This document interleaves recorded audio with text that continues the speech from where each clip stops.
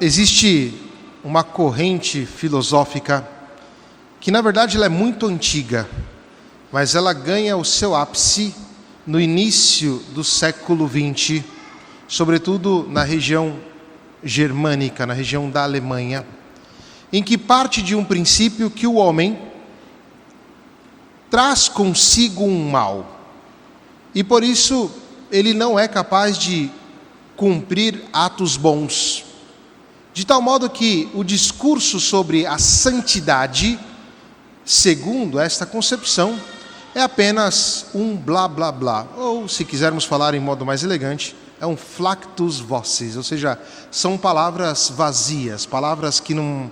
O discurso de santidade seria uma coisa que não cabe ao homem.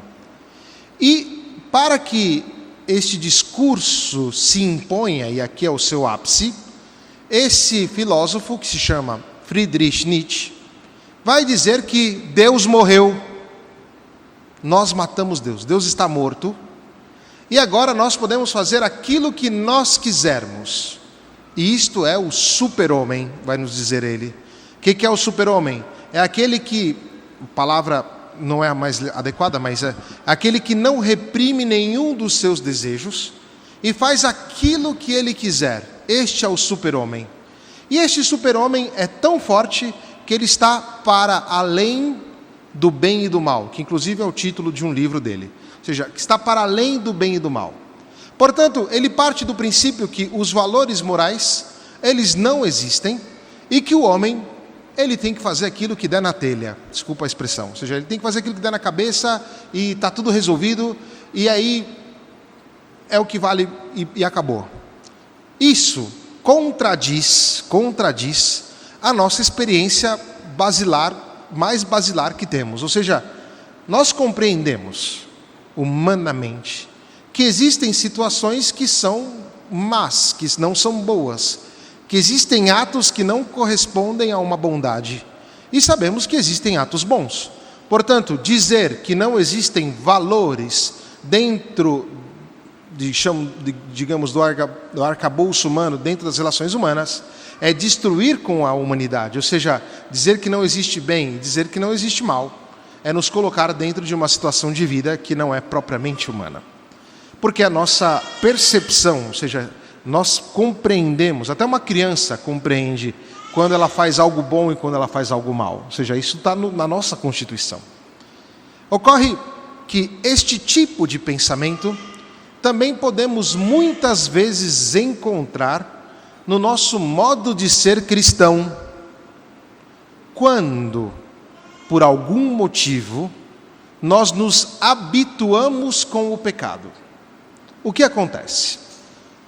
Na nossa caminhada cristã, na nossa caminhada de vida, chega um momento que nós percebemos que temos um determinado pecado, e este pecado se torna recorrente, ele acontece sempre. E daí, chega uma hora que fala assim, bom, eu não tenho mais como lutar contra esse pecado. Então nós passamos a domesticar este pecado e viver como se fosse tudo bem. Aí a gente aparece aqui, se confessa e volta depois, se confessa o mesmo pecado. E isto aqui é um determinismo muito forte. Por quê? Porque não acreditamos na graça de Deus e damos, por assim dizer, uma avaliação positiva ao tipo de pensamento que diz que a santidade não é possível. Mas, meus irmãos e minhas irmãs, a santidade é possível. Agora, o que se espera de nós é a capacidade de lutar contra o pecado, que não fazemos somente com a nossa força, porque não somos voluntaristas, mas precisamos também do auxílio da graça de Deus. Agora, é uma sinergia. É a graça de Deus que nunca nos falta, Deus está sempre à nossa disposição, e é muito concreta esta graça de Deus, ou seja, temos os sacramentos, temos a comunidade, temos o terço, temos a Sagrada Escritura, tem um monte de coisa. Ou seja, a graça de Deus ela é muito abundante, ela é muito concreta, você encontra esta graça. E ao mesmo tempo, a nossa força, ou seja, nós temos que decidir, eu não quero mais pecar, ponto. Eu não quero mais viver esta vida de acordo com o mal. Eu quero viver a vida nova que Deus me propõe. E para viver esta vida nova, então, usar da graça de Deus que nos foi dada e utilizar da nossa vontade. E a luta luta contra o mal neste sentido será uma luta vitoriosa. E por que vitoriosa? Porque Deus nos dá a graça de vencer o mal. Portanto, não existe nenhum mal no mundo que nós não somos capazes de vencê-lo.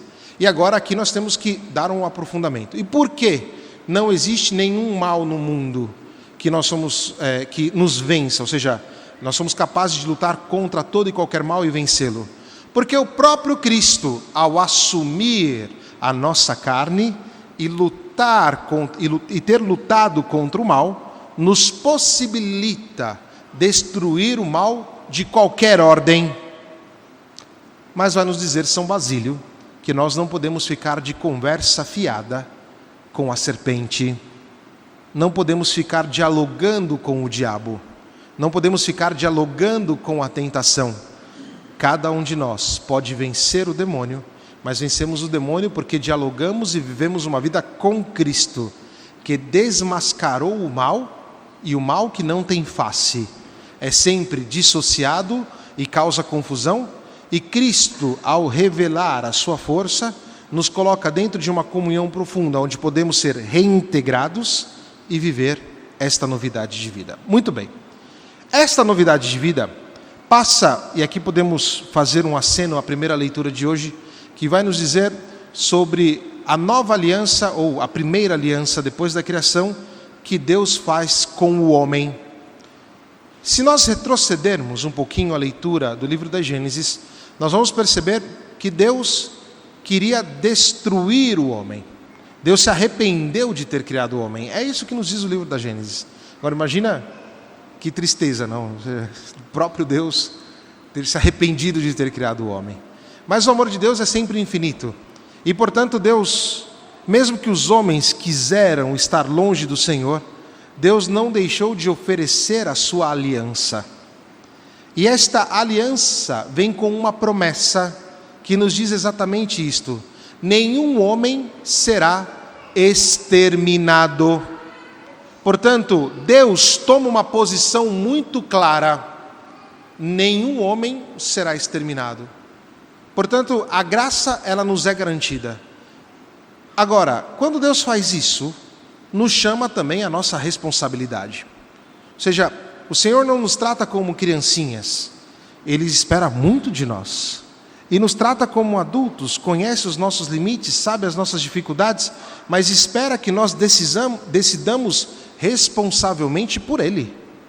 E que queiramos verdadeiramente dar a vida pelo Senhor e viver com Ele. Não somos mais chamados a brincar de casinha no mundo cristão. Ou melhor, brincar de casinha com a nossa espiritualidade. Aquilo que nós temos de graça é uma coisa muito séria.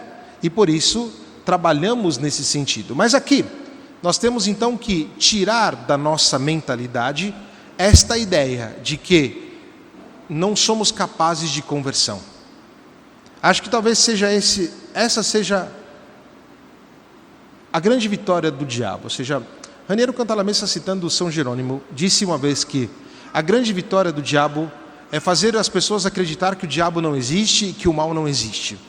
Estou de acordíssimo, obviamente, São Jerônimo, um santo, mas acredito também que é uma grande vitória do diabo quando nós pensamos que não somos capazes de conversão. E atenção, este tipo de pensamento também encontramos sedimentado na nossa cabeça. Tenho certeza que muito de nós aqui já pensou assim, vendo determinadas situações. Esta pessoa não tem mais jeito. Essa pessoa não vai se converter nunca. Imagina, uma pessoa dessa ser cristã? É impossível. Se nós abraçamos este tipo de ideia, nós estamos dizendo que a força de Deus e a graça não são capazes de transformar alguém. E às vezes nós temos sedimentado isso em relação ao outro, mas pode ser que utilizamos isso também em relação a nós mesmos. Aqui no Brasil a gente tem uma mentalidade que é muito triste e que um pouquinho age também do ponto de vista espiritual. Não vou discorrer sobre ela, só vou alertá-la e um outro dia a gente discorre sobre isso. Quando nós falamos assim, o Brasil não tem mais jeito, esse país não vai para lugar nenhum, a única saída do Brasil é o aeroporto, e aí a gente começa a fazer esses discursos que no fundo, nós queremos eximir-nos da nossa responsabilidade enquanto agente de uma nação. Quando é que o Brasil vai melhorar? Quando você estiver bem. Ou seja, se cada um de nós aqui formos honestos, trabalharmos isso aqui, o Brasil já melhorou. Entende? Muito bem. Na vida espiritual é mais ou menos isso que acontece. Ou seja, não basta somente esperar de Deus, porque Deus já deu tudo. Ou seja, Ele já nos garantiu tudo. Ele já fez a aliança conosco. Nós já temos a graça de participar com Ele. E uma aliança que é muito maior do que aquela feita com Noé. Porque é a nova e eterna aliança do próprio Cristo. Em Tessalônica, na Grécia, tem uma igreja muito bonita. Eu estive lá, que eu não vou lembrar o nome. Eu não vou lembrar o nome dela. Mas esta igreja, lá tem, falando deste evangelho de hoje, tem Jesus Cristo e atrás de Cristo tem todo um arco-íris, que não é o arco-íris LGBTQIA+, né? Ou seja, o arco-íris aqui da Sagrada Escritura, que fala desta aliança. E, portanto, Cristo reassume todas as alianças com Deus, mas nos dá uma nova e definitiva. Agora, diante desta aliança que o Senhor nos propõe, queremos viver a vida que Ele nos dá? Queremos com seriedade dar passos em direção ao Senhor? Ou nós vamos cair neste determinismo fundado por essas escolas filosóficas que nós não temos mais jeito? Que o mal parece ser algo grande, que as tentações são coisas assim. E é interessante que nós damos muito ibope para essas coisas. E damos muito ibope, por exemplo, para o mal. A gente pensa que o mal é uma coisa super espalhafatosa. A palavra não é a melhor, mas uma coisa muito suntuosa, muito grande. O mal é igual bexiga. Tem bexiga da festa de criança? Você vai lá, tem uma bexiga. Como é que você detona aquela bexiga? Pega um palitinho de dente e faz assim. Acabou. A bexiga fica desse tamanho. O mal é a mesma coisa. Você pega o palitinho da graça de Deus e aí você detona. Você acaba com aquele balãozinho e o mal se torna pequenininho, se torna aquilo que ele realmente é. Portanto, o mal ele não tem consistência, o mal ele não tem rosto, o mal ele é dissociativo, ele não consegue ter profundidade. Mas nós muitas vezes temos esta ideia de que o mal é uma coisa muito grande. Grande é Jesus Cristo. Grande é aquilo que Jesus Cristo quer fazer contigo, quer fazer comigo. Grande é este caminho que nós estamos fazendo agora juntos, que é este caminho da Quaresma, em que nós vamos fazer oração, em que nós vamos fazer a nossa penitência, em que nós vamos olhar para os outros com a nossa caridade. Isto tudo nos tira, e melhor, ou seja, destrói em nós aquilo que é velho, parte do homem velho, que deu ouvidos para a serpente. Mas a gente não ouve mais a serpente, a gente ouve a voz de Deus que fala conosco. De Deus no próprio Cristo, que vem ao nosso encontro. Agora, a pergunta que resta é exatamente esta. Qual que é o caminho que nós queremos seguir? Continuar sendo escravos do nosso pecado, continuar sendo escravos das nossas tentações, continuar pensando que o diabo é forte, ou nós queremos dar um passo decidido e dizer, não, Jesus Cristo venceu o pecado, Jesus Cristo venceu a tentação, Ele me ensinou que eu também posso vencê-la, e venço com Ele, porque trazemos na nossa carne, trazemos na nossa constituição o próprio Cristo, e o demônio tem medo disso. E por que o demônio sempre nos ataca? Porque ele em nós quer atacar Cristo, em nós o demônio quer atacar Deus, e à medida que nós nos alinhamos a Cristo, tanto mais o demônio foge de nós. Portanto, a nossa questão aqui não é o combate de per se, seria unir-se com Cristo, e quanto mais nos unimos com Cristo, tanto mais o demônio se espanta, tanto mais o demônio vai longe de nós. E para dar um exemplo como uma imagem que seria a parte cultural com a qual terminamos a homilia de hoje, na Basílica de São Marcos, tem em Veneza é uma cidade linda, muito bonita, e lá tem esta basílica imensa chamada São Marcos. E nesta Basílica de São Marcos nós temos um mosaico que fala sobre as tentações de Jesus. E o mosaico é muito divertido. E por que é divertido? Porque ele mostra Jesus bem grande e o demônio pequenininho. Isso é muito legal. E aí nós vamos tirar esta ideia de que o mal ele tem uma grande força. Não, o mal ele é só incômodo, ele fica incomodando, ele fica toda hora mandando tentação, mas é pequenininho. Jesus Cristo é grande naqueles afrescos, ou naqueles mosaicos, e mostra exatamente a ideia que nós temos que ter. Maior é Jesus, pequenos são os nossos pecados, mas porque são pequenos não significa que nós não devemos lutar, não significa que nós não devemos acorrer às graças e utilizar dessas graças. Portanto, neste tempo da Quaresma, ao olhar a nossa vida, não sejamos conformistas e nem deterministas. O mal, a tentação, ela te faz mal. O mal e a tentação, o pecado, ele vai te levar para um caminho em direção ao abismo. Este é o tempo da conversão. Este é o tempo de viver segundo Cristo. Este é o tempo que nós somos chamados a deixar de verdade o pecado. E nós podemos ser santos. Ainda que o mundo, as filosofias vão dizer que é impossível a santidade, nós cristãos damos um testemunho certo e bonito que a santidade é possível e que cada um de nós temos a capacidade, com a nossa força, envolvida pela graça, de lutar contra o espírito do mal. Que Maria Santíssima nos ajude. Que assim seja. Amém.